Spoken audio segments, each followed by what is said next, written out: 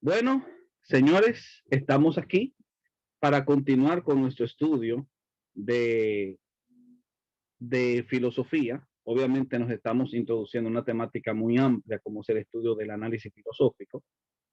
Y como ustedes recordarán, nosotros ya desde hace un tiempo considerable hemos estado trabajando con este taller de introducción a la filosofía. Ha sido muy bueno y hasta ahora hemos aclarado algunos tópicos esenciales de ese tema tan impresionante como es el campo filosófico.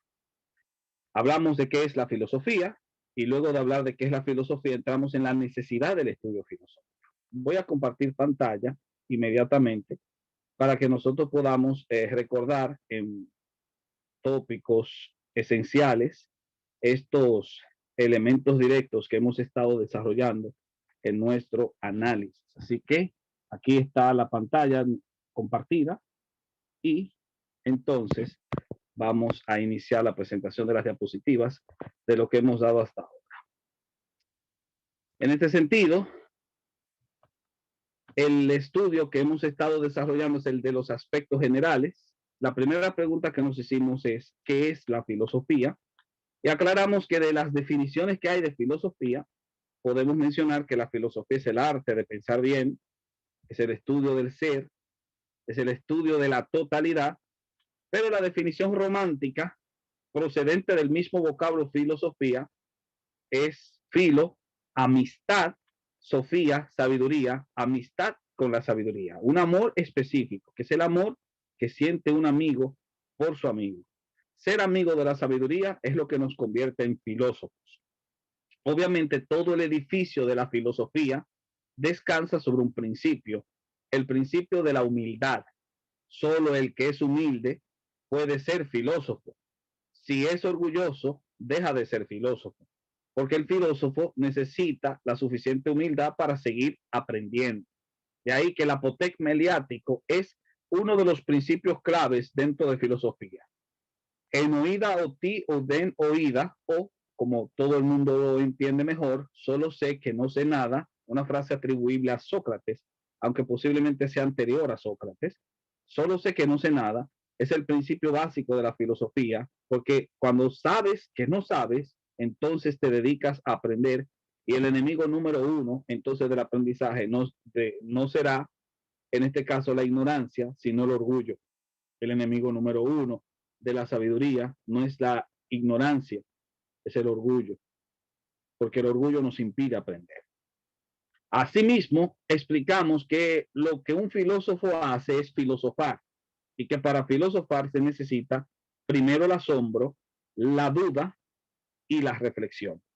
Dudar de todo, como dijo Descartes, menos de que se está dudando, porque de lo único que no puedo dudar es de que dudo. Si dudo es porque pienso. Ahora, ¿hacia dónde me llevará el quehacer filosófico del asombro, la duda y la reflexión? Al logos. El logos es la verdad. Y lo más increíble de todo, como dijo Heráclito, es que oloi exounto logo, alamonoi, eupnioi, soune de topoiun, que quiere decir todos tienen el logos, pero solo los despiertos. Los despiertos se dan cuenta. Platón aclarará esto con el famoso mito de la caverna que encontramos en la República, donde habla de hombres que están atrapados en una cueva y solamente dependen de las sombras que ven formando figuras en la pared de la cueva y no se percatan de que simplemente son figuras, sombras de la realidad, porque la realidad se encuentra fuera de la cueva. Y solo quien despierta puede salir de esa cueva y descubrir la verdad de las cosas. Son los que salen de la cueva, los despiertos, son los que salen de la cueva los que ven el logos. Los que se quedan en la cueva están dormidos y su pensamiento queda cautivo a los impuestos de los demás. O como dice la famosa película Matrix, tomar la pastilla roja, no la azul, tomar la pastilla roja. Y cuando tú tomas la pastilla roja, entonces puede descubrir la realidad por encima de todo. Esa escena de la película es una alusión al mito de la caverna. Y el mensaje que nos deja es: quien ha despertado tiene el deber de salir de la caverna. O, como decía José Ingenieros, señalar la luna, que es cuestión de sabios. Los mediocres se quedan mirando el dedo. La segunda pregunta que hicimos es si tenía sentido la filosofía hoy. Explicamos que sí, la filosofía es necesaria a un nivel personal y a un nivel profesional. A un nivel personal porque nos enseña a pensar, no a ser pensados. A un nivel profesional porque ella es la madre de la ciencia. Es un pulpo que tiene una serie de tentáculos con los cuales se conectan todas las demás disciplinas. A esos tentáculos filosóficos le llamamos ramas. Y entre las ramas filosóficas estarían la ética, la lógica, la ontología, la epistemología, la axiología, la estética. Y que todas las disciplinas están conectadas a la filosofía por esas ramas. El derecho está conectado a la filosofía por la ética. La matemática está conectada a la filosofía por la lógica. La psicología está conectada a la filosofía por la ontología. La educación está conectada a la filosofía y toda ciencia por igual está conectada a la filosofía debido a la epistemología, porque la epistemología es la disciplina filosófica que produce las teorías. Incluso el arte, ya sea la música, ya sea el diseño gráfico, están conectados a la filosofía por la estética. Y la administración está conectada a la filosofía por la axiología. O sea, en este caso, todas las disciplinas están conectadas con la filosofía, de ahí que la filosofía le quepa el nombre de madre de todas las ciencias, o como yo diría en alguna que otra ocasión, cuando rechazas la filosofía, te descalificas para comprender el lenguaje de tu profesión. Dicho esto, yo creo que nosotros podemos ya proceder a la última pregunta que hacemos para concluir con el tema de los aspectos generales. La pregunta es: ¿cuándo surgió la filosofía? ¿Cuándo surgió la filosofía? Me gustaría abrir los canales para que ustedes me den sus posibles respuestas. Por favor, ¿cuándo inició la filosofía?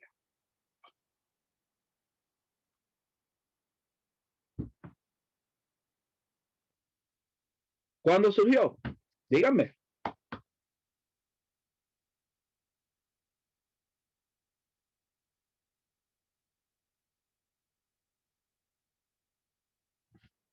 ¿Qué ha pasado que no los escucho?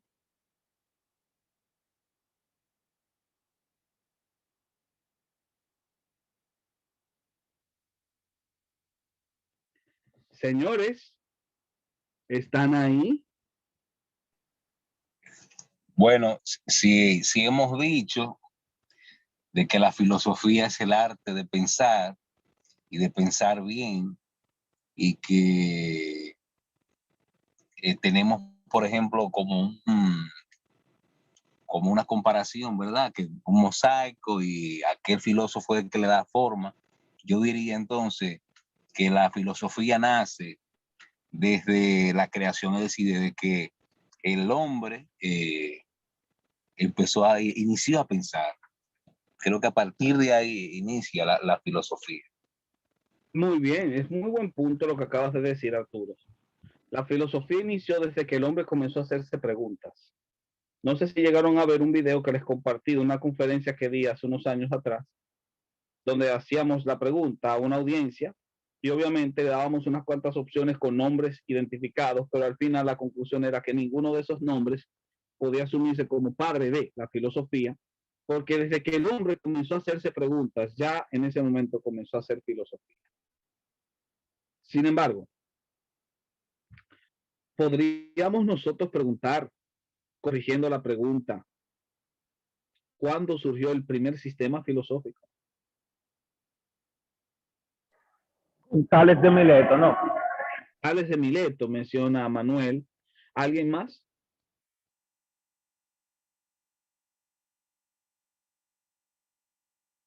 ¿Qué opinas, Heidi? ¿Cuándo y dónde surgió el primer sistema filosófico?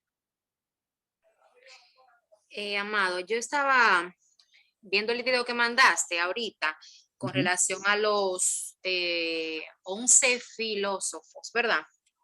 Y bastante interesante, por cierto. Entonces, si estamos hablando de esos filósofos, entiendo que estamos hablando de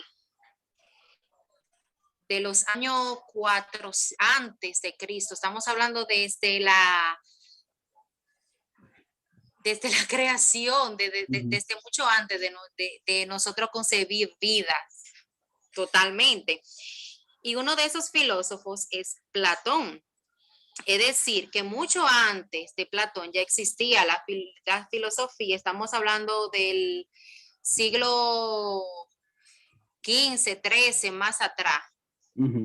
Más o menos. O sea, eso es lo que puedo aportar. Muy bien. En ese sentido, nosotros podríamos decir que la filosofía surgió en un momento determinado. Pero obviamente sería incómodo saber cuándo, porque como dijo muy bien Arturo, desde que el hombre comenzó a hacerse preguntas, obviamente desde ahí comenzó a hacer filosofía. A que comenzó a construir sistemas filosóficos. Eso hay que verlo y hay que analizar. Por mucho tiempo, autores de la talla del señor Guthrie han dicho que la filosofía surgió en Grecia. Y así casi todos los manuales de historia de la filosofía siempre van a presentar, casi todos, a Grecia como el terminus ad quem de la filosofía, como punto de inicio. Pero recuerdo una estrofa de la canción de Juan Luis Guerra, Mi Testimonio. Tengo una pregunta respecto a cuándo y dónde surge la filosofía. Por supuesto. ¿Es correcto decir que el término filosofía fue acuñado por Pitágoras? El término filosofía aparece por primera vez mencionado en las palabras de Pitágoras. Y fue curioso la anécdota, porque a Pitágoras le preguntaron si él era un sofos, un sabio, y él dijo que no pretendía llegar a tanto, que él era solamente un filósofos, un amigo de la sabiduría, no un sabio como tal. Es como cuando me preguntan, ¿tú eres un pensador profundo? Y yo diría, no, yo simplemente soy un novato. Como así, como una especie de freno humilde para evitar ensalzarse o colocarse en la categoría de los grandes. Y de ahí es donde viene el término filosofía, y por eso hablamos del principio de la filosofía, que es la humildad. Ahora, hay una estrofa de Juan Luis Guerra que dice que la sabiduría no nació en Grecia como la historia creía. ¿Oyeron eso? Juan Luis Guerra, un cantautor dominicano, que lo que sabe más de música que de filosofía, dice que la filosofía no nació en Grecia, como la historia creía. Mientras que aquí tengo yo a Donald Guthrie, o profesor Guthrie, de Oxford, un historiador de pensamiento filosófico, que dice que la filosofía sí surgió en Grecia. ¿Quién le creemos? Si vamos Amado, una pregunta, y en ese sentido, en base a la respuesta de Juan Luis Guerra, ¿se tiene la fuente por la cual él dice eso o simplemente es un pensamiento propio de él? Creo que es un pensamiento propio de él para dar a entender que la sabiduría no es propiedad humana, ya que el sujeto activo de la canción de Juan Luis Guerra es Dios. Por eso él dice antes de que la sabiduría duerme detrás de tu oreja y no en Grecia como la historia creía. O sea, la idea es que la sabiduría procede de Dios. Un buen punto teológico, pero dentro de este punto teológico, él está diciendo que el pensamiento filosófico no surge en Grecia, porque el pensamiento filosófico apunta a esa sabiduría. Entonces tiene una fuente mayor, que no es el humano, sino que es divina. Sin embargo, autores como el profesor Guthrie hablan de que el pensamiento filosófico sí se desarrolló o surge en Grecia. Es aquí cuando uno tiene que brindar una respuesta a esa pregunta. Porque si nos pasamos en la autoridad, quien tendría la razón sería el señor Guthrie, que se ha dedicado toda su vida no a escribir canciones, sino a estudiar el desarrollo del sistema filosófico o del pensamiento filosófico. Yo creo que la respuesta podría encontrarse en el punto medio entre las dos opciones, entendiendo que, por cierto, el mundo está dividido en dos lados, el lado occidental y el lado oriental. Y uno se pregunta en cuál de los dos lados es que surgió la filosofía. Grecia ha sido obviamente catalogada dentro de la división clásica del análisis histórico en el lado occidental del mundo. Grecia es la matriz operativa de todo el pensamiento occidental, no del pensamiento oriental. Así que si decimos que la filosofía nació en Grecia, tendríamos que irnos a Occidente, y la filosofía es una creación de Occidente. Pero cuando nosotros nos vamos más atrás, vamos a descubrir que sí ha habido pensamiento filosófico que se ha producido en el lado oriental, que es donde han estado las civilizaciones más antiguas del mundo. Porque las civilizaciones de la cuenca mesopotámica, de Egipto, y también las civilizaciones milenarias de la India y la China están en Oriente, no en Occidente. Habría que preguntarse si en Oriente se hizo filosofía mucho antes de Occidente. Creo que la respuesta es bien clara. Si nos quedamos en Occidente, sin duda alguna, la figura inicial del sistema de pensamiento filosófico sería Tales de Mileto.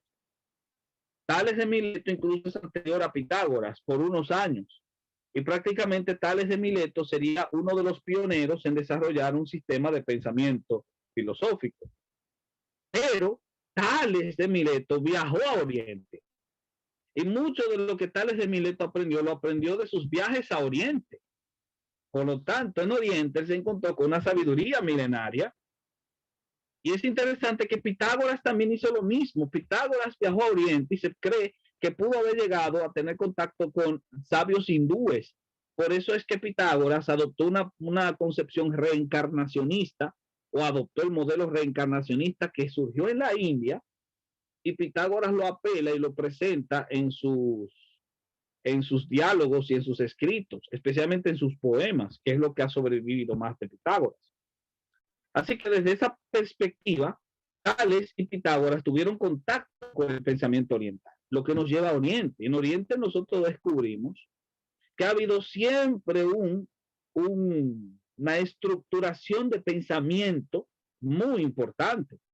En la misma época de Tales, cuando Tales caminaba en las calles de Mileto, en la India apareció un sujeto llamado Siddhartha Gautama, que comenzó a decir que había sido iluminado, y por eso le llamaron Buda. Y él comenzó a presentar un modelo de pensamiento para responder a preguntas incómodas de la existencia, como por ejemplo, ¿por qué existe el mal? Buda intentó proponer una construcción de un marco explicativo dentro de la cosmogonía pagana de su época para dar una explicación, entre comillas, filosófica o racional al problema del mal, o una salida, en este caso, filosófica al problema del mal. Así que desde esa perspectiva, el señor Buda, que vivió en la misma época de Tales, podría haber estado creando un pensamiento o desarrollando un pensamiento filosófico que se convirtió en sistema, aunque muchos niegan carácter filosófico al budismo, porque el budismo niega el objeto esencial de la filosofía, que es el ser, el estudio del ser, y los budistas niegan el ser. Así que muchos dicen que Buda no creó un sistema de pensamiento filosófico, sino más bien un sistema religioso. Lo segundo es que en China, en la misma época de Buda y Tales, vivió Confucio. Y ciertamente Confucio no es un filósofo al puro estilo de lo que entendemos por filósofo en Occidente, pero elaboró tratados de moral, y la moral es ética, y la ética es una rama filosófica, como lo vimos ya. Él es un moralista, Confucio. Y Confucio elaboró sentencias importantes que están preñadas de significado ético, por así decirlo, y entendiendo que la ética es la razón práctica, la filosofía puesta en práctica, eso es la ética. Entonces, Confucio hizo filosofía, lo único que fue una filosofía práctica, no una filosofía teórica o una filosofía de especulaciones, una filosofía especulativa como la que veremos en Occidente, pero sí es una filosofía práctica. ¿Alguna pregunta de lo que he estado diciendo?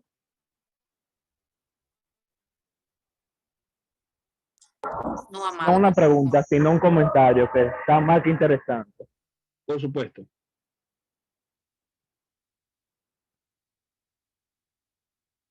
¿Lo puedes decir?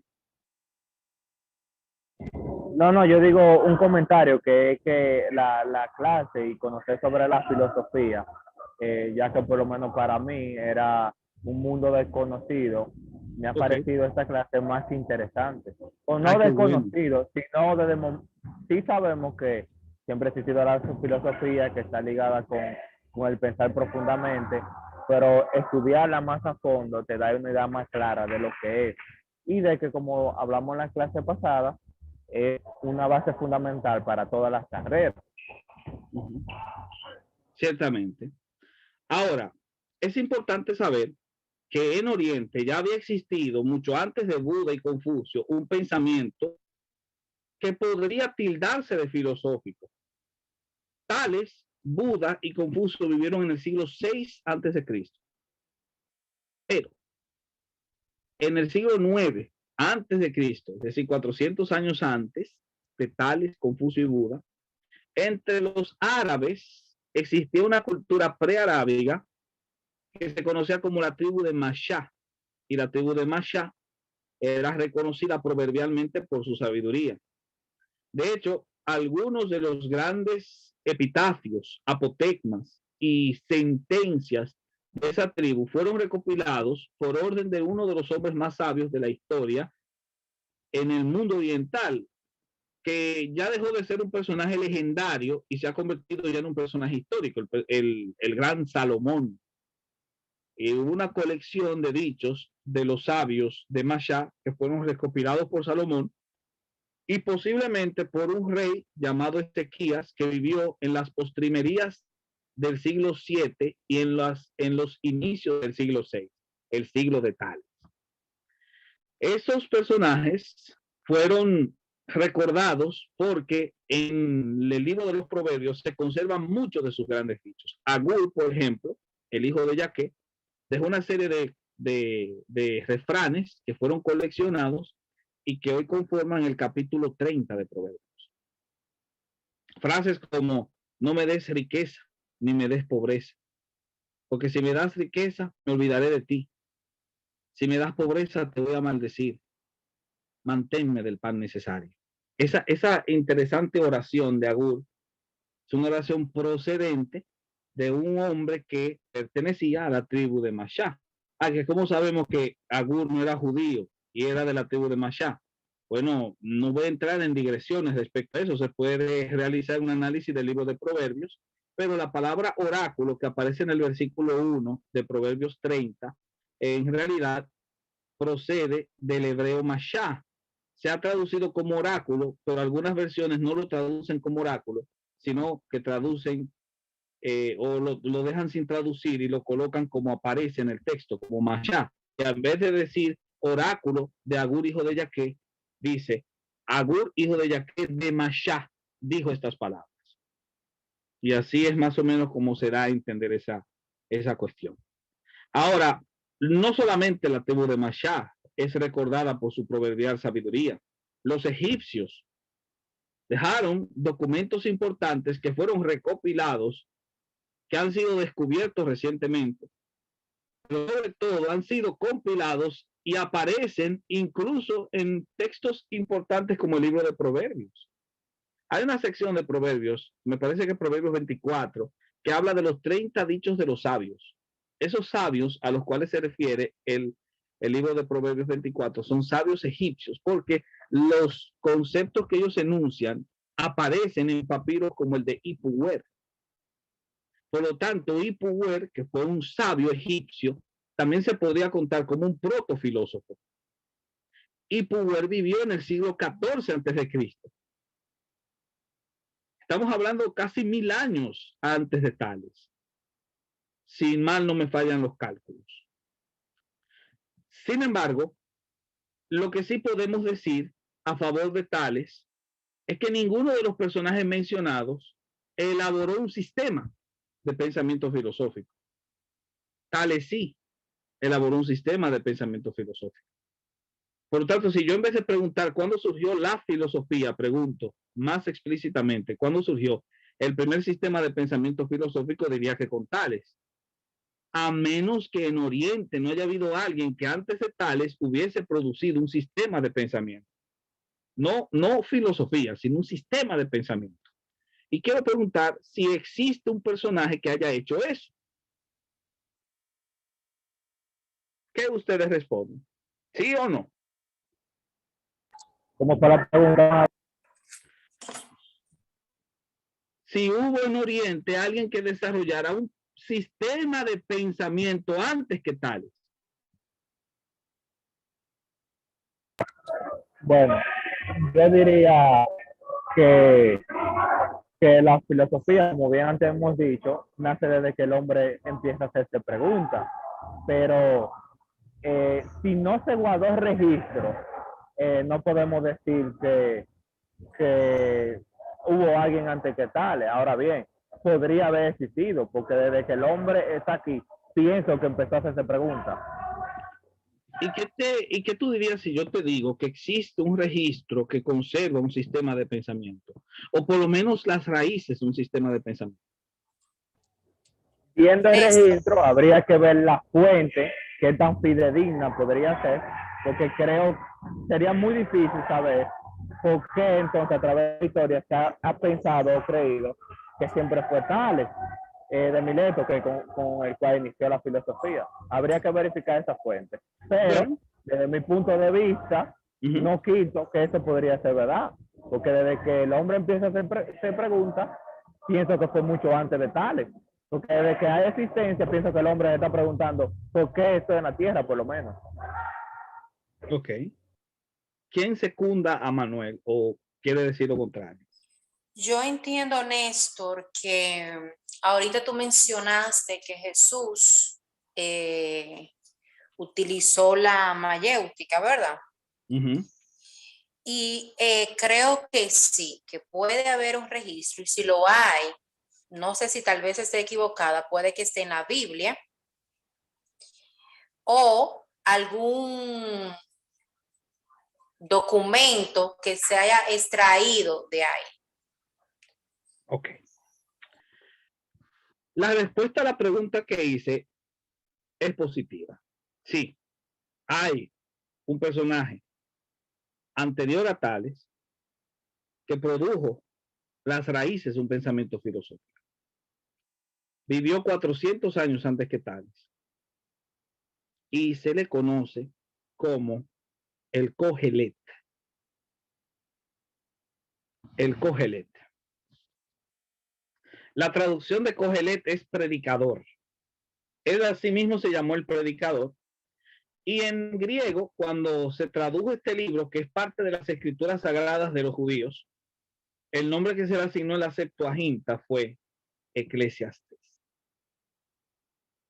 El libro de Eclesiastés, que por cierto es un manual filosófico. Lo digo porque había una pastora, recuerdo yo, que ella no quería apuntarse en filosofía, ella estaba estudiando psicología y había desechado todas las materias. Bueno, había tomado todas las materias, pero ella siempre dejaba filosofía para atrás, la relegaba al último, porque ella consideraba que no podía estudiar filosofía. La filosofía es para ateo, eso es para gente atea, eso es para gente que no cree en Dios. Y si yo me cojo filosofía, me van a poner a dudar de mi fe, o me van a ridiculizar mi fe, y yo no estoy para eso. Así que ella la relegaba, y al final la tomó porque era obligado, si no, no se iba a graduar. Y gracias a Dios que le tocó conmigo, porque ella cambió su perspectiva de la filosofía. Pero cuando ella me había expresado eso, yo le dije, ¿y usted no sabe que en la Biblia que usted tiene hay un tratado filosófico? ¿Cómo? Sí. Eclesiastés es un libro filosófico. Y en Eclesiastés se conserva el germen de una escuela de pensamiento filosófico conocida como el existencialismo. Obviamente, el Cogelet nunca llamó existencialismo a su pensamiento. De hecho, la palabra existencialismo la inventó Jean-Paul Sartre en principios del siglo pasado, bueno, a mediados del siglo pasado, en la década de los 60, cuando él emitió un discurso en un libro que se llama El existencialismo también es un humanismo, Pero el padre del existencialismo tradicionalmente siempre ha sido Søren Kierkegaard, que era un filósofo cristiano. Pues bien, Søren Kierkegaard lo que hace es beber del pensamiento del Kohelet. De hecho, el concepto de angustia, que es muy notable en Kierkegaard, se encuentra en el Kohelet. Y ese concepto de angustia existencial es base del existencialismo. Es uno de los conceptos claves del existencialismo. En ese sentido, el Kohelet presenta todas las características del discurso existencialista. Y el Kohelet es mucho más antiguo que Tales. Ciertamente hay algunos autores dentro de la teología liberal que ya hemos presentado en otros cursos en Historia de la Iglesia, que han dicho que el libro de Eclesiastés es una producción tardía, fue compuesto en el siglo 3 o 2 antes de Cristo, es decir, unos 300 años después de Tales. Pero la evidencia interna del material, tal y como lo ha demostrado Grison Archer, apunta a que el texto es de composición temprana. Y la fecha que será asignado al Kohelet es el siglo 9 antes de Cristo, 400 años antes que Tales. Y el autor de ese libro, sin duda alguna, de acuerdo al análisis de las últimas evidencias en crítica textual, los últimos avances en crítica textual demuestran que el autor es el rey Salomón, que sin duda alguna vivió 400 años antes que Tales. Por lo tanto, el existencialismo tiene una base salomónica, señores. Y si ustedes lo quieren entender mejor, hay un video que yo les compartí en el grupo. No se los voy a poner acá por razones de tiempo, pero es un video que está en el grupo de WhatsApp para que ustedes lo vean de los muchachos de Bible Project, Proyecto Biblia, que ellos hicieron un acercamiento interesante al tema del Kohelet, explicando quién es el Kohelet o el Eclesiastés, cuál es el significado de los planteamientos que Eclesiastés utiliza. Y cuando tú lo analizas, vas a descubrir que Eclesiastés está siendo escrito o narrado por un verdadero filósofo. Así que yo les invito a que ustedes puedan ver ese video, porque el video de Eclesiastés, de los muchachos de Proyecto Biblia, es muy interesante y hace un acercamiento llamativo al concepto de la existencia humana. Así que véanlo y se van a dar cuenta, señores, de que Eclesiastés es un texto filosófico, existencialista. Así que sí, Salomón es el primero en promover un pensamiento filosófico de corte existencialista. Heidi, tienes levantada la mano. Sí, amado. Quiero decirte que como el Chavo, lo sospeché desde un principio, me lo imaginé que tenía que salir de la Biblia, porque es que si estamos hablando de que la filosofía, o sea, está desde el principio, y el principio es Dios, es decir, que la filosofía, señores, nos ha sorprendido a todos. Salomón es ese personaje. Wow, bien, de verdad estoy impactada. Por supuesto que sí.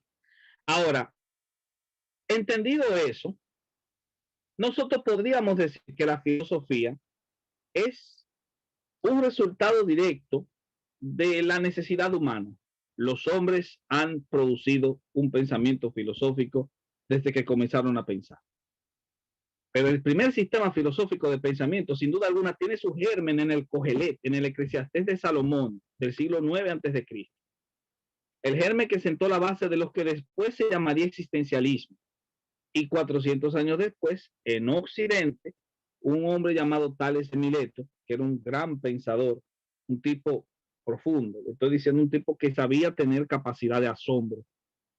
Imagínense que Tales de Mileto una vez estaba tan azorado mirando el cielo, porque era un hombre que se sabía admirar de las cosas sencillas de la vida, que él se cayó en un hoyo, caminando, se cayó en un hoyo porque no se dio cuenta de la realidad del camino donde transitaba. Tenía su cabeza en las nubes mientras caminaba en la tierra. O sea, el individuo tiene una capacidad de asombro. Este señor entonces elaboraría un sistema de pensamiento filosófico por primera vez más acabado en Occidente y sentaría el principio para la filosofía occidental. Pero sin duda alguna, Tales bebió de las fuentes orientales, y hay un analista que es el doctor Dunker, que escribió un libro que se llama Poemas filosóficos del rey Salomón. Oiga, ¿cómo se llama el libro? Poemas filosóficos del rey Salomón, donde en el apéndice él menciona que si tú analizas los escritos y el pensamiento de Tales y lo comparas con el de Salomón en Eclesiastés, tú te quedas asombrado y no sabes quién se copió de quién. Si asumimos la fecha temprana de la composición del libro de Eclesiastés y le asignamos que fue escrito por Salomón, sin duda alguna sabemos quién fue que copió a quién, porque Tales vivió 400 años después. Y es interesante hacer ese acercamiento. Les invito a que en algún momento puedan leer el apéndice del libro de Dunker, Poemas filosóficos del rey Salomón. Así que, filosofía. ¿Qué podemos decir respecto a lo dicho? La filosofía tuvo una razón para surgir. Ya sabemos dónde surgiría, ¿verdad? Pero ¿por qué surgió? Esa es la pregunta. ¿Por qué surgió? ¿Cuál es la razón detrás de que la filosofía surgiese o apareciese? ¿Quién se anima a responder?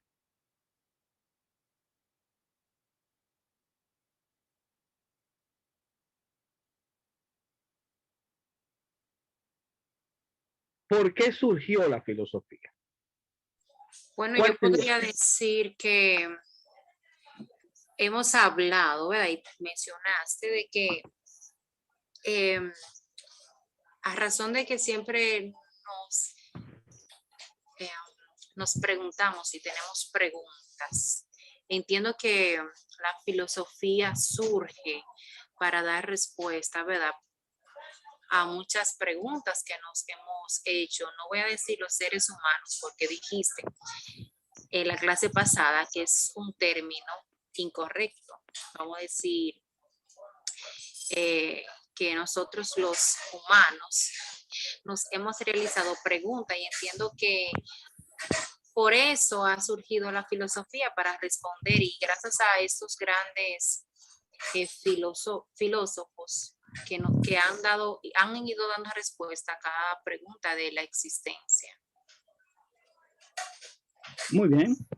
Esa sería una muy buena razón. ¿Quién se anima a dar otra respuesta?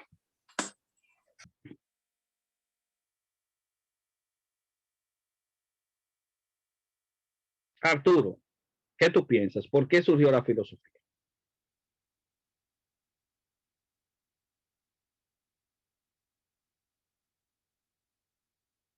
Arturo.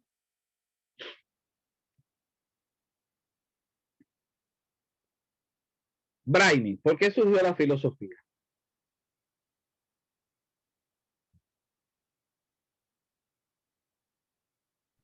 Señores, ¿qué les está pasando? ¿Dónde están ustedes? Estamos aquí, estamos. Arturo y Brainy, dígame, ¿por qué surgió la filosofía?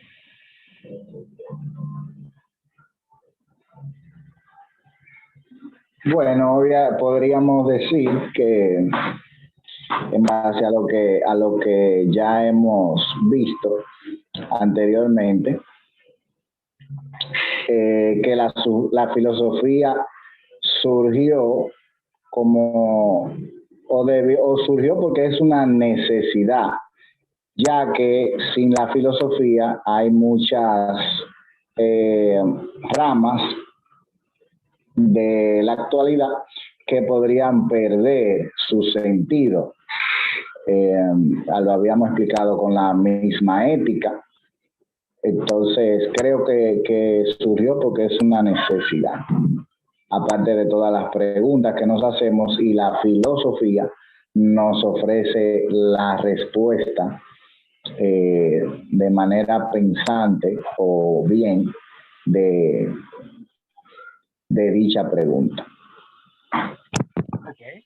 Heidi tiene la mano levantada. Quisiera agregar, Amado, a mi respuesta de que también pienso que la filosofía surgió para responder esas grandes preguntas, como quién soy, dónde estoy, de dónde vengo, La filosofía, esa es una de las grandes preguntas que todo, ¿quién soy? Esa es la pregunta más importante, yo entiendo, que un ser humano se ha hecho. Y dentro de la filosofía, claro está, creo, hermano, que esa sería a dónde voy, de dónde vengo, qué debo hacer, así como tú antes nos has dicho. Entiendo que eso sería una respuesta y quisiera que tú nos nutra con tu respuesta. Muy bien. Me gustaría saber de Arturo. Arturo, ¿cuál sería la respuesta que tú darías a la pregunta de por qué surgió la filosofía? Yo entiendo que del por qué surgió la filosofía eh, a los grandes misterios, ¿verdad? Que uno como ser humano, o a las grandes incógnitas que uno siempre busca, precisamente eso. ¿Por qué yo nací? ¿Quién soy? ¿De dónde vengo? ¿Qué hago en este mundo? ¿Cuál es el sentido, verdad? Uh-huh. Y la misma filosofía, pues entonces, es la que ayuda, ¿verdad? A uno indagar, a uno ver más allá y nos puede brindar cualquier tipo de respuesta. Eso yo entiendo que ha sido el objeto del surgimiento de la filosofía, mi parecer. Muy bien. La pregunta de por qué surgió la filosofía tiene una respuesta doble. Aclaremos. Antes de, ¿yo puedo responder? Por supuesto, claro. Yo parto primeramente de la idea que como el hombre porta la imagen de Dios, al ser un ser racional y pensante, la filosofía nace para responder a las grandes interrogantes que se hace el hombre de la vida humana. Muy bien, va por ahí. Una de las dos razones va por ahí. Aclaremos. Sí, desde que el hombre comenzó a pensar, comenzó a hacerse preguntas. Desde que el hombre comenzó a ver los fenómenos, comenzó a hacerse interrogantes. Ahí nace el germen filosófico. Se estructura una escuela de pensamiento filosófico, o por lo menos el inicio de una, con Salomón, un hombre sabio, un Sofos, en el puro estilo de los griegos, si hubiese sido griego, un Hakhamim, como lo llamaban los hebreos. Los Hakhamim serían la versión filosófica de los sabios griegos, o la versión hebraica de los sabios griegos. Y en este sentido, este pensador, Salomón, elaboró todo un manual de pensamiento existencialista en Eclesiastés, que, de acuerdo a Dunker, tendría una referencia con el pensamiento de Tales, quien viajó por esos predios en el siglo VI después de Cristo, 400 años después de Salomón. Y obviamente Tales es el punto de inicio para la filosofía en Occidente. Pero ¿por qué surgió? ¿Y por qué se desarrolló en Grecia? Son preguntas que a los historiadores les llama la atención. Ciertamente la primera razón es esa. La filosofía surgió debido al ocio. ¿Qué es el ocio? ¿Qué es el ocio? Cuando se habla de ocioso, una persona ociosa, una persona que está en este momento, en su momento de ocio, en este tiempo, en su momento de ocio. ¿Qué quiere decir ocio? Es un tiempo de amado, de descanso, de que no está haciendo nada. Muy bien, es un tiempo libre, ¿verdad? Tiempo libre. Tiempo de vago. O como muchos le llaman, matar el tiempo. Tiempo de ocio. ¿Qué ustedes hacen en su tiempo de ocio?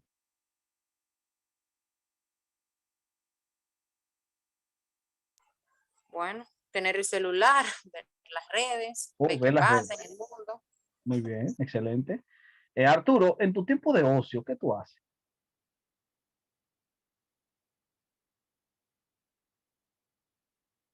ocio yo puedo, a veces yo lo tomo para visitar a algunas personas, a veces compartir el evangelio, eso hago en tiempo de ocio. El tiempo de ocio no es más que aquel tiempo cuando uno se liberta de algunas actividades. Manuel, en tu tiempo de ocio, ¿qué tú haces? Bueno, depende si es en ese momento, ¿verdad? Que como que estoy en la cama ya, lo que pienso mucho, a veces cosas insignificantes.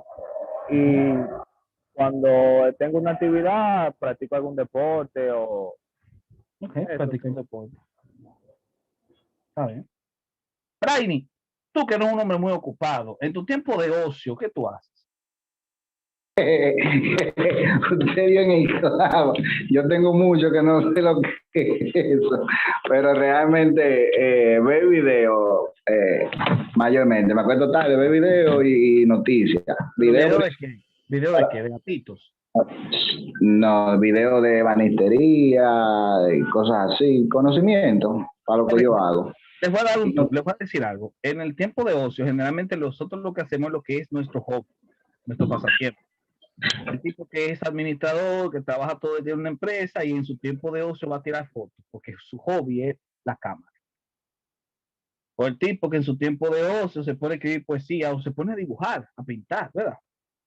La gente en su tiempo de ocio hace aquello que le gusta realmente hacer, aquello a lo que realmente quisiera dedicarse. Eso es lo que uno hace en su tiempo de ocio. Pero hay de una cultura. Cuando tú le preguntas a la persona, ¿qué tú haces en tu tiempo de ocio? Y te dice, dormir. ¿Qué tú haces en tu tiempo de ocio? Mirar el techo, O comer. comer, jugar videojuegos o simplemente aquí matando el tiempo. Aquí, Pero Néstor, es que si tú estás durmiendo, tú no estás en tu tiempo de ocio. O sea, eso no bueno, es como sorprendentemente yo hice esa pregunta y un estudiante me dijo eso. Antes que nada, Amado Néstor, Ajá.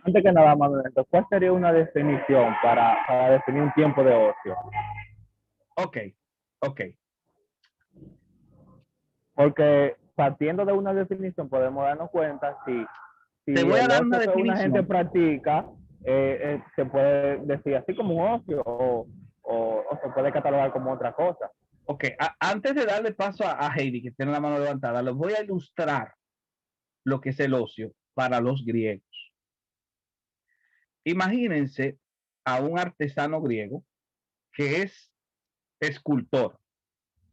Él tiene un taller de escultura y se pasa todo el día bregando con yeso y haciendo moldes de estatuas. Todo el día se pasa en eso. Desde las 6 de la mañana hasta las 5 de la tarde, bregando con yeso. De pronto, él a las 5 cierra el taller y va rápidamente a lavarse las manos, a enjuagarse como pueda, o a bañarse. Los griegos también se bañaban, contrario al hombre medieval. Y se va al foro, a la plaza pública, a hablar filosofía. El, el escultor utilizaba el tiempo libre que tenía para irse a la plaza a hablar filosofía, a filosofar. ¿Qué hacían en su tiempo de ocio los griegos? Especialmente los griegos que tenían tiempo libre, filosofar, pensar, crearse preguntas, discutir respuestas. Eso hacían los griegos en su tiempo de ocio. En su momento en el cual dejaban de trabajar, ese tiempo que tenían libre para no trabajar, ese era el tiempo para el cual se dedicaban a hacer filosofía. Su tiempo de ocio era su tiempo libre, el tiempo en el que no estaban invirtiéndolo en trabajar. ¿Ya entendiste? ¿Qué es el tiempo de ocio? Heidi tiene la mano levantada. yo entendía que, ¿verdad? O entiendo que el tiempo de ocio es el tiempo libre en el que tú no tienes ninguna tarea o no estás haciendo ninguna ocupación, por ejemplo. Lo digo porque en mi trabajo se utiliza mucho ese término. Ah, no, yo estoy en mi tiempo de ocio. O sea, es decir, estoy en mi tiempo libre. No estoy trabajando. A eso se refiere, Manuel. Un tiempo de ocio es el que tú eliges para hacer alguna actividad fuera de tu trabajo. Entonces la pregunta sería, ¿a qué tú dedicas tu tiempo libre? Mucha gente en la actualidad su tiempo libre lo están dedicando al celular. No a producir pensamiento, sino simplemente a vegetar pensamiento. No a producir, sino a vegetar en el tiempo. Matar el tiempo, pasar el tiempo. No hacen nada productivo intelectualmente en su tiempo libre. Y como no lo hacen en su tiempo libre, mucho menos en su tiempo de trabajo, donde se tienen que dedicar lamentablemente a la producción de su empresa o de su trabajo o de su profesión, y lamentablemente no pueden tener tiempo para leer su buen libro. No tienen buen tiempo para producir un pensamiento, para escribir algo. No tienen tiempo y nunca lo sacan. Por ende, nunca producen nada. Diga, Heidi. Déjame decirte, hermano Néstor, que manejando redes se produce dinero. Acuérdate que cuando hablo de producción, porque es una cosa, dinero. Exacto, una cosa es, por ejemplo, tú, ¿verdad? Estar como con el celular, así como tú dices, vagueando, viendo TikTok, viendo tal cosa, viendo cualquier cosa, porque en las redes hay muchas cosas interesantes. No lo negamos. La pregunta es, producción de pensamiento propio. ¿Estamos produciendo pensamiento propio? Yo podría producir pensamiento con las redes. El tema aquí no es si yo uso las redes como una herramienta para perder el tiempo. Eso no es el tema. El tema es realmente si el tiempo de ocio lo estamos aprovechando para producir pensamiento. O si simplemente estamos usando el tiempo de ocio para perder el tiempo. Es interesante que la palabra ocio en griego es ekole, de donde viene la palabra escuela. Lo que supone que para los griegos el tiempo libre era un tiempo de aprendizaje. El tiempo libre, tu tiempo libre debe convertirse en una escuela para ti. Lamentablemente nuestra cultura está dedicada a perder el tiempo, debo decirlo, con total tristeza, que la mayoría de los estudiantes que he conocido en su tiempo de ocio no les gusta ni siquiera hablar de estudios, no les gusta hablar de ideas, no les gusta leer, no les gusta hacer nada, lo único que hacen es perder el tiempo. Dormir, vegetar. Ellos no tienen nada más que hacer que pensar en la cama. Y hay unos que hacen de su tiempo libre el momento perfecto para estar cortejando, para estar tirándose fotos, más de 50 fotos para elegir cuál es la mejor. Eso es lo que caracteriza a nuestra cultura actual. No nos sorprende que nuestra cultura actual no puede producir ni siquiera una buena canción y no entiende palabras profundas. ¿Por qué? Porque su tiempo de ocio está siendo desperdiciado. Los griegos comenzaron a producir filosofía, o los antiguos produjeron filosofía porque sabían usar su tiempo de ocio. Aparte de que también está el tema de la esclavitud. Los esclavos hacían el trabajo pesado, por lo tanto los hombres que eran libres tenían el tiempo libre suficiente para poder producir pensamiento. ¿Entienden eso? O sea, la esclavitud también influyó mucho en el desarrollo de la filosofía, sorprendentemente. Es difícil, debo decirlo, para una madre que tiene 3 muchachos y uno de los niños lo tiene en brazos porque es recién nacido. Al segundo lo está agarrando de la mano para que no vaya a colocar en el tomacorriente. Y el tercero le está jalando la falda diciéndole, mamá, tengo hambre. Para una mujer así es difícil, mientras el teléfono está sonando, atender a 3 muchachos, el teléfono sonando y el marido a punto de llegar, es difícil para una mujer que esté en esa condición ponerse a producir pensamientos.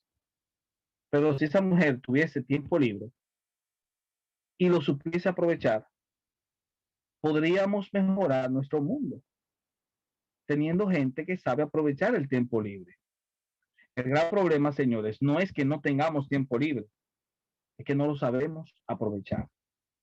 Porque el tiempo libre la gente lo tiene siempre. Lo que pasa es que ni siquiera se da cuenta que lo tiene.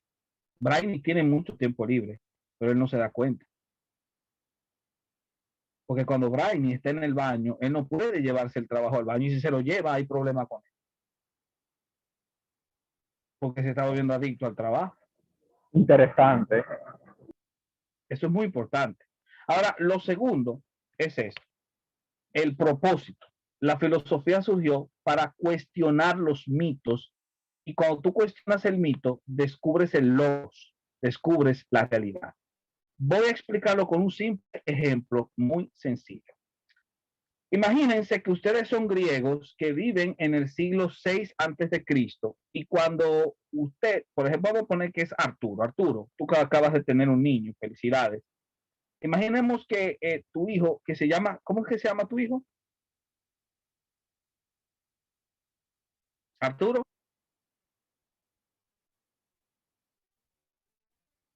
Arturo. Luis el Grande, Luis Arturo. Luis. ¿Cuántos años tiene Luis? Yo creo que como 7, creo 8. Ok, tú estás respondiendo por Arturo. Bueno, imaginemos que Luis le dice a su papá, Luis tiene 5 años, y le dice a su papá, papi, ¿por qué el sol sale en la mañana? La respuesta que hoy Arturo le daría a su hijo de una forma muy, muy lógica, pero también en un lenguaje infantil, pero un lenguaje que se puede entender, él le diría que la Tierra da vueltas, ¿verdad? Y que al dar vueltas la Tierra se coloca de espaldas al Sol. Cuando se coloca de espalda al Sol, obviamente se hace de noche, pero cuando se coloca de cara al Sol, porque gira, entonces se pone de día. 12 horas dura de noche, porque 12 horas dura de espaldas mientras se va dando la vuelta, y entonces 12 horas después se coloca frente al Sol. Esa es una explicación que cualquier niño podría entender. Y es una explicación lógica y real, es verdadera. Pero un griego del siglo 6 antes de Cristo no tenía esa información. Entonces, ¿cómo ellos le explicaban a su hijo de 5 años el fenómeno del amanecer? Tenían que recurrir al mito. El mito era el siguiente. Hijo, el sol es una casa donde vive un dios llamado Helios. Helios tiene un carro. Ese carro es tirado por caballos celestiales, pero en el carro está una rendija donde se encuentra una soga. Con esa soga él tiene amarrado al sol. Ahora, Helios tiene una novia. Su novia se llama Selene y ella vive en la luna del otro lado, de la Tierra. Así que lo que hace Helios cada mañana es que se levanta, arma su vehículo, que tiene al sol detrás, y cruza por nuestra Tierra para ir a visitar a su novia a la luna. Cuando él pasa por nuestra Tierra, se hace de día. Luego él se queda ahí, en la casa de su novia, y durante 12 horas está ahí tranquilo con ella. ¿Haciendo qué, papá? Haciendo y deshaciendo, hijo mío. Se pasa ahí dando culepa con la novia. Cuando son las 6 de la tarde, la novia le dice, ya vete. Y él ya ha cumplido con ella, así que él decide volverse a montar en el carro y él se va por el otro lado. Entonces él dice por el otro lado, el lado de nosotros se hace de noche, pero del otro lado se hace de día. Él regresa a su casa y se queda 12 horas ahí, que son las 12 horas de nuestra noche, y luego se levanta a la mañana para volver a hacer el mismo trayecto a visitar a su hijo. Esa era la explicación que le daban a un niño. Pregunto, ¿esa explicación es correcta o no?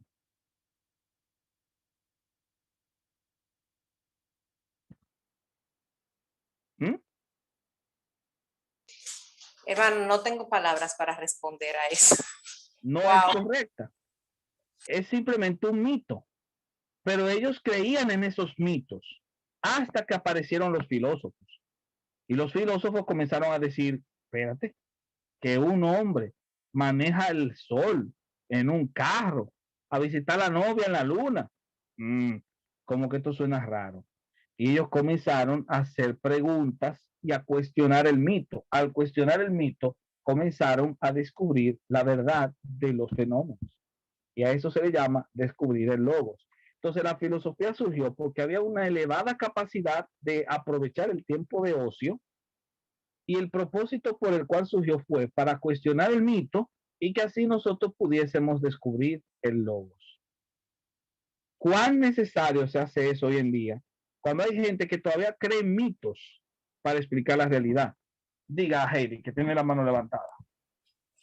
Antes de pasar al propósito, amado, yo tengo una pregunta. Por supuesto. ¿Qué hace usted en su tiempo de ocio? Leer. Me lo sospechaba desde el principio. Gracias. Pues, viendo esto, yo creo que nosotros podemos darles un video de recomendación y ya llegamos al final de la clase.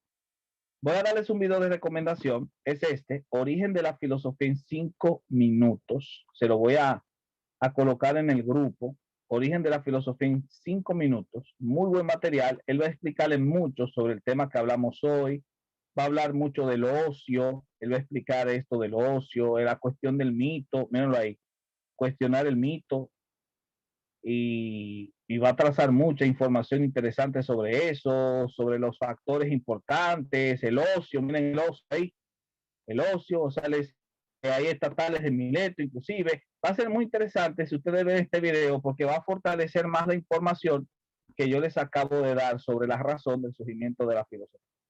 Les invito, son 5 minutos, como dice el video, que dura, así que eso no es tan extenso. Y esto no es para que hagan nada, sino simplemente para que lo vean, lo oigan, lo analicen y de esa manera entonces puedan fortalecer la información que les estoy dando. Sí les voy a pedir que me escriban en una hoja los 5 factores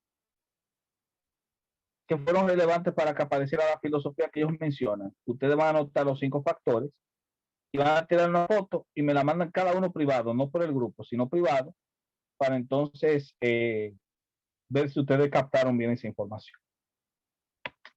La tarea que les voy a dejar es que me hagan un esquema de lo que vimos hoy. ¿Okay? Hágame un esquema. No van a hacer un esquema, perdónenme, no van a hacer un esquema, porque va a ser un poquito más incómodo hacer un esquema. Así es mejor que ustedes vean este video de Eclesiastés, van a ver este video y me van a hacer una nota de voz comentándolo, ¿ok? Ese video me hace una nota de voz comentándolo y me anotan los 5 factores. Esa va a ser la tarea. Heidi tiene la mano levantada. Amado, yo te quiero pedir que por favor pongas el cuadro de... Ay, ¿cómo se llama ese cuadro? ¿Cómo tú le tienes? Donde te vamos entregando la tarea. Y Brahini, puedes ya detener la grabación si tú deseas. Por supuesto que sí. Pero antes de que la detenga, espérate. Yo se lo puse ya en el grupo, pero yo quiero que ustedes vean este video. Es una canción y van a identificar los filósofos que se mencionan en esa canción. Es del grupo Lelutier, muy bueno. Anoten los nombres de los filósofos que aparecen ahí, porque la próxima semana vamos a hablar de los filósofos, de la historia, ¿ok? Así que es para que se preparen para eso. Pero eso ustedes lo hacen en el grupo de WhatsApp. Los filósofos que aparezcan. ¿Ok? ¿Se entendió? Me lo van a mandar por WhatsApp los filósofos que ustedes descubran. Obviamente, me lo pueden mandar privado, porque yo quiero que cada uno descubra el filósofo. Me lo mandan privado y así nadie se copia de nada.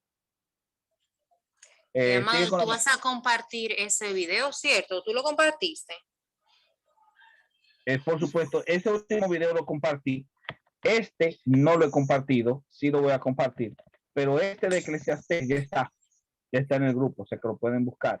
Yo lo mandé la semana pasada. Existencialismo.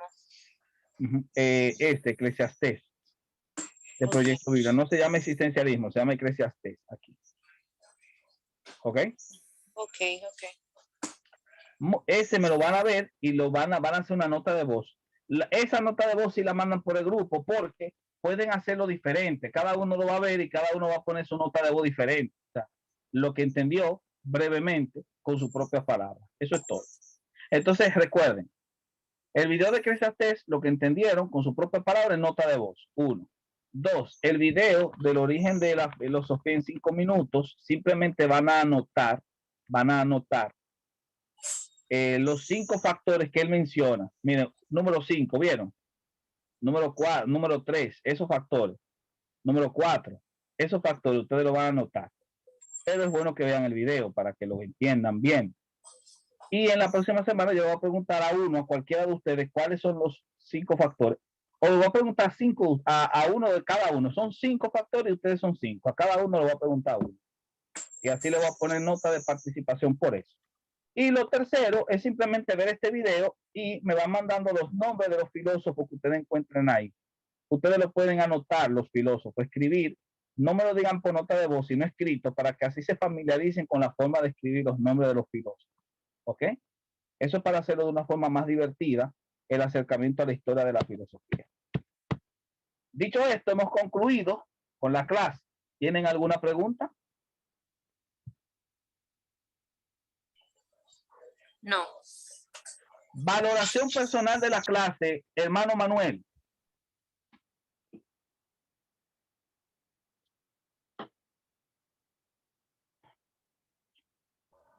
La clase está no solamente esta, sino toda, mucho más interesante. Y sobre todo, intentar responder la pregunta de cuándo y dónde surgió la filosofía. Muy bien, excelente. Heidi, tienes la mano levantada.